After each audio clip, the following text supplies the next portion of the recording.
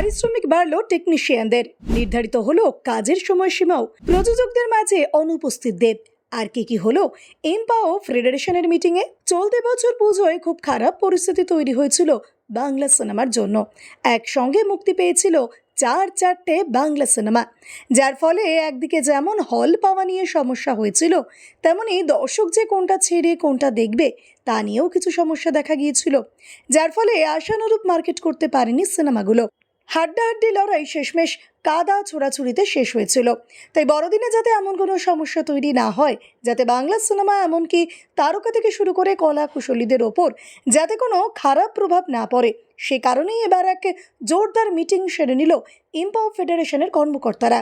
সঙ্গে উপস্থিত ছিলেন প্রযোজকরাও। বুধবার ধর্মতলা এমপার অফিসের সামনে আয়োজিত এক মিটিংয়ে এমপার সভাপতি পিয়া সেনগুপ্ত ও ফেডারেশনের সভাপতি স্বরূপ বিশ্বাস থেকে শুরু করে প্রযোজক রানা সরকার, নিসপাল সিং রানে, অঙ্কুশ হাজরা, শিবপ্রসাদ মুখোপাধ্যায়, ফেরদৌসুল হাসান, ক্যামেলিয়া ও নন্দী মুভিজের কর্ণধার প্রদীপ নন্দী সহ অনেকে উপস্থিত ছিলেন। তবে রাজ চক্রবর্তী এই মুহূর্তে মুম্বাইয়ে থাকায় তার আপ্তসহায়ক এই মিটিংয়ে উপস্থিত ছিলেন।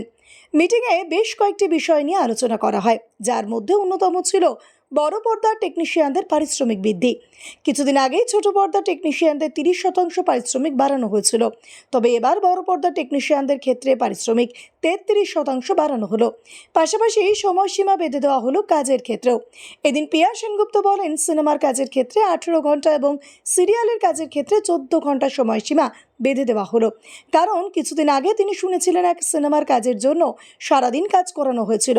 সে সিনেমার নাম না করলেও তিনি জানান ভবিষ্যতে যেন এমনটা না হয়, সেই কথা ভেবেই এমন সিদ্ধান্ত নেওয়া হয়েছে। এর পাশাপাশি ঠিক হয় সিনেমা মুক্তির বিষয়টাও। দুর্গাপুজোর সময় যেহেতু বিষয়টা খুবই খারাপের দিকে এগিয়েছিল, সেই জন্য ভবিষ্যতে যাতে এমন ঘটনা না হয় তার জন্য মিটিংয়ে ঠিক করা হয়েছে বাংলা ছবির স্বার্থে উৎসবের দিনে 3টির বেশি ছবি মুক্তি পাবে না। আবার কোনো বড় বাজেটের ছবি মুক্তির 15 দিনের মধ্যে অন্য কোনো বড় বাজেটের ছবিও মুক্তি পাবে না। তাই ঠিক হয়েছে এবারের বড়দিনে প্রজাপতি 2, নিতিন মাসি এবং শ্রীকান্ত মহতা মহেন্দ্র সোনির একটি ছবি রিলিজ করতে পারে। এখানেই শেষ নয়, এই মিটিংয়ে ঠিক হয় বছরে কটি সিনেমা বানাতে পারবে প্রযোজকরা, তার হিসেবটাও।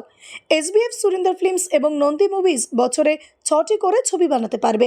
ক্যামেলিয়া প্রযোজনা সংস্থা, dark creative media, friends communication, Windows প্রযোজনা সংস্থা পারবে 4টি করে সিনেমা তৈরি করতে, আর 2টো করে সিনেমা করতে পারবে জিৎ এন্টারটেনমেন্ট, অঙ্কুশ হাজরা সংস্থা। তবে এদিনের মিটিংয়ে দেব উপস্থিত ছিলেন না, তার নিজস্ব প্রোডাকশন হাউসও রয়েছে। তবে তিনি যে বছরে কটি করে সিনেমা তৈরি করতে পারবে তা কিন্তু জানা যায়নি।